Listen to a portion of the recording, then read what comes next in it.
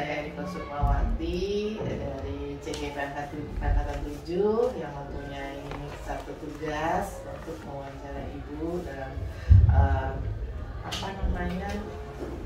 kegiatan pengambilan keputusan dalam pengambilan keputusan.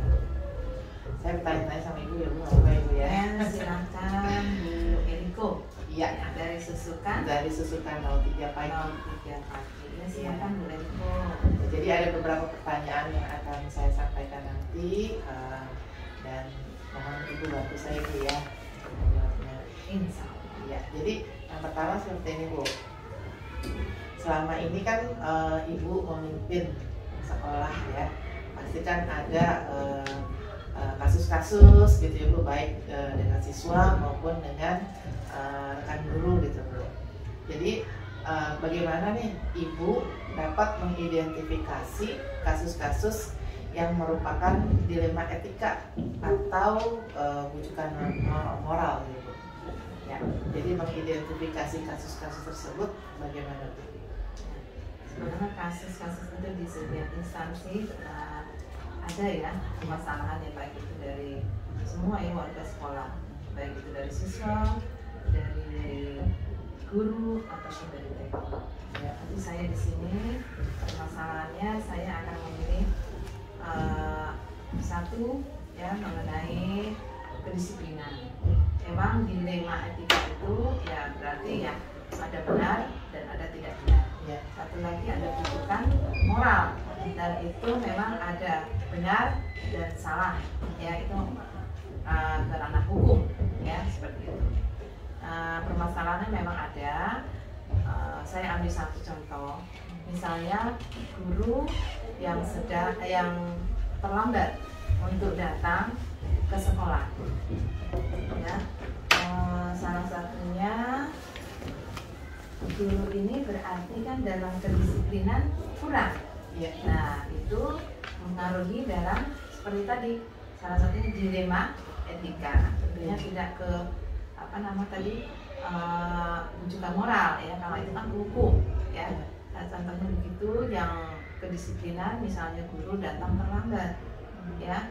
Kalau guru datang terlambat tentunya nanti akan mempengaruhi kinerja dalam hal penilaian guru tersebut ya, karena itu juga melanggar kedisiplinan dan salah satunya itu tata tertib yang ada di situ. Ya, jadi dibagi dari dua ya tadi ya. Ya, terus begini Bu, selama ini bagaimana Ibu ya menjalankan pengambilan keputusan di sekolah, terutama pada kasus-kasus di mana ada dua kepentingan yang sama-sama benar atau sama-sama mengandung nilai kebajikan Bu. Jadi pilih ini benar, pilih ini salah, benar juga gitu Bu. Itu bagaimana Bu? Ya, untuk menentukan itu ya memang saya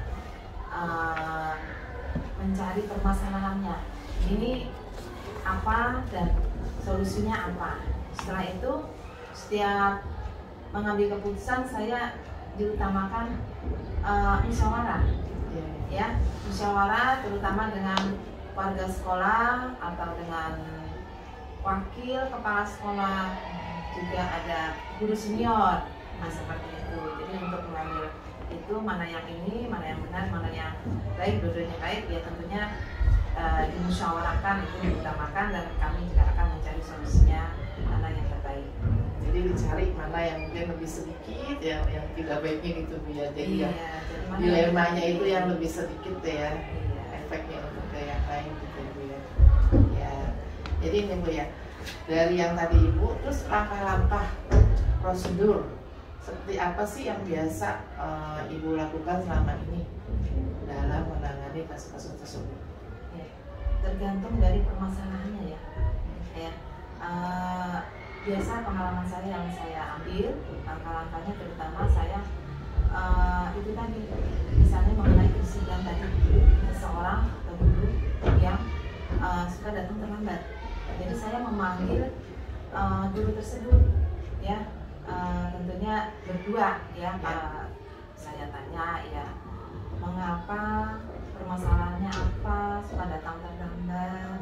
Ini kan bisa, mungkin dia akan berterus terang permasalahannya ini kami, saya juga sebagai pimpinan, dan akan mencari insya Allah solusinya bagaimana supaya dia tidak mengulangi, karena itu juga akan merugikan dia sendiri terutama dalam kinerja, dan merugikan anak didik apabila dia datang terlambat dan melanggar. Jadi dikomunikasikan ya Bu ya, Dikomunikasikan. untuk mencari solusinya ya. Nah Bu, selama ini ya Bu ya, hal-hal yang selama ini Ibu anggap efektif dalam pengambilan keputusan pada kasus-kasus dilema etika itu yang bagaimana Bu?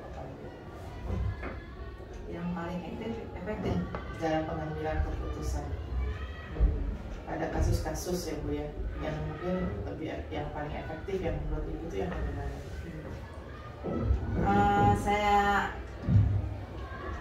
Saya tentunya ya tidak mengambil keputusan sendiri ya,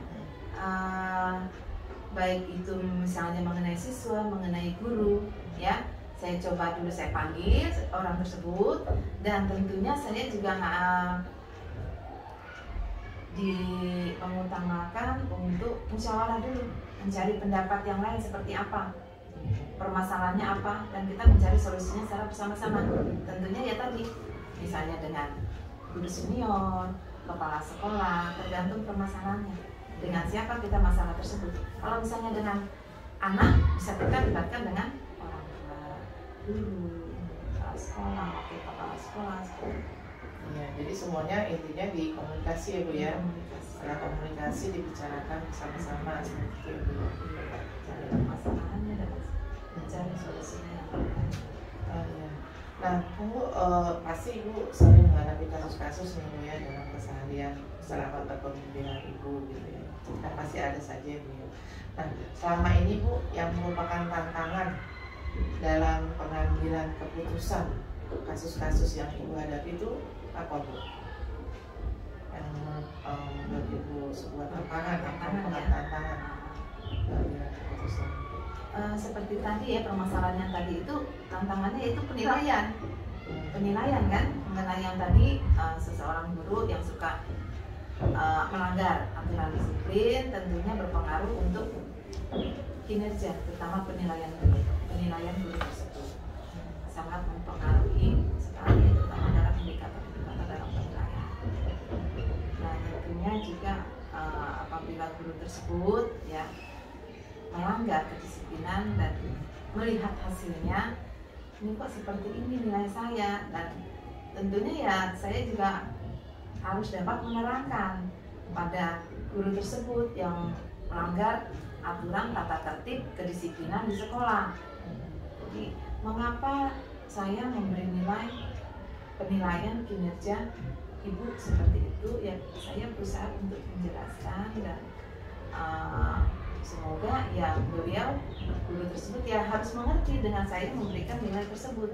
Iya. Nah itu kadang-kadang kan suka ada tantangan, guru tidak ada yang tidak mau menerima, saya begini. Nah, itu dilemanya berarti ya Bu ya. Nah itu berarti satu kan sisi saya Ibu harus mengikuti aturan, peraturan, tapi mungkin Ibu juga harus memperhatikan guru tersebut ya Bu ya. Maksudnya nanti dia menanggapi seperti apa, perasaannya bagaimana gitu ya Bu ya. Iya. Itu jadi sebuah pemikiran Ibu juga ya Bu ya. Iya.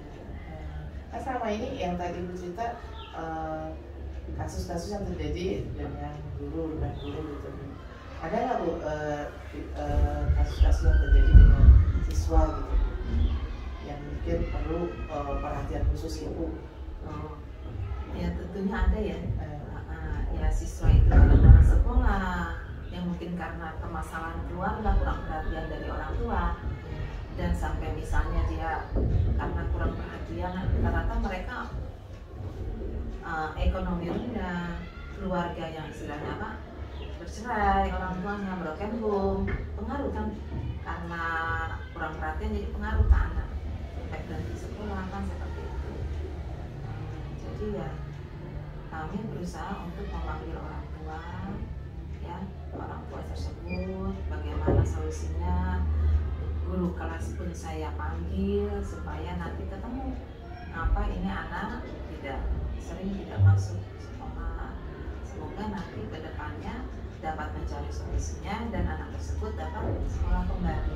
Jadi menyatukan pandangan dari pihak dari rumah gitu Bu ya, dan gurunya yang di guru kelasnya, kita mencari mengedepankan komunikasi musyawarah demi anak supaya anak tersebut tetap sekolah.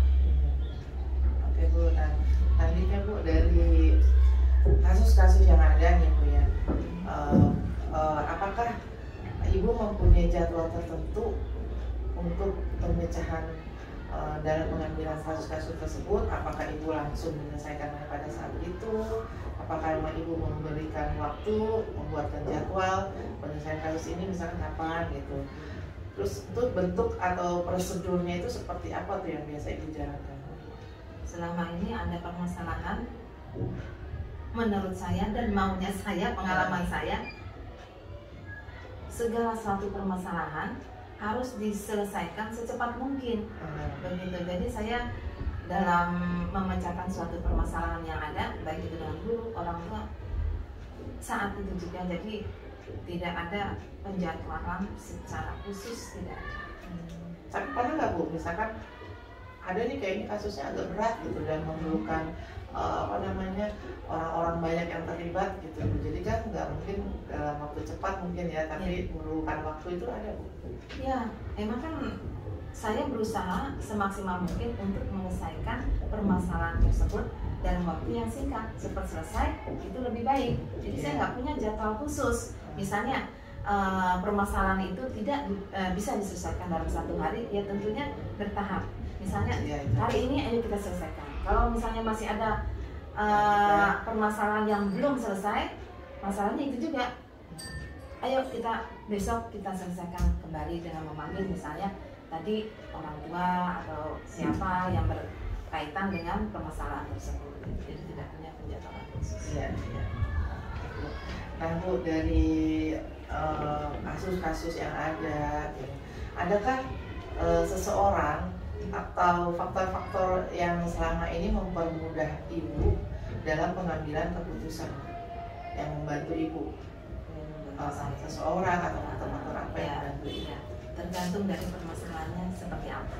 Ya, kalau misalnya siswa, saya melibatkan guru, orang tua. Kalau misalnya kedinasan, bisa saja atasan saya bisa saya mengawas. Iya, dan permasalahan sebagai wakil kepala sekolah nanti sebagai saya libatkan guru-guru yang senior.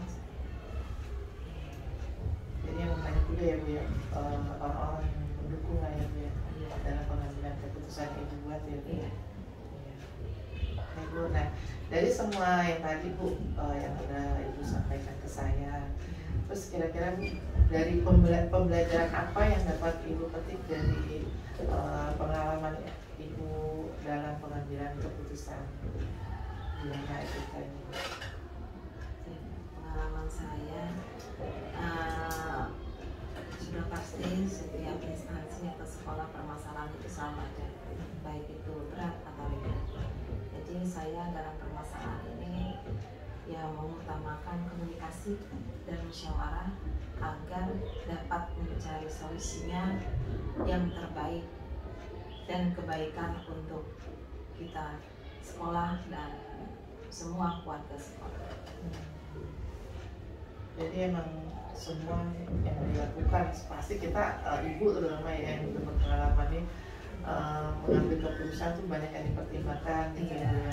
Dan semua tentunya untuk kebaikan ya Bu ya. Kebaikan kita semua. Iya betul, kebaikan semua dan tidak ada kata pihak berpihak ke satu orang gitu kan ya Bu ya. Iya, sama saja saya tidak membedakan mana ini mana itu. Berat nggak Bu itu? Berat tidak? Ya kadang-kadang ya saya harus kadang berat, kadang enggak, tapi saya harus mengambil keputusan yang terbaik itu aja demi kebaikan sekolah dan demi untuk kepentingan kita bersama. Ya kan Ibu pasti lebih baik pengalamannya ya. Kalau saya kan masih harus belajar bagaimana cara pengambilan keputusan gitu.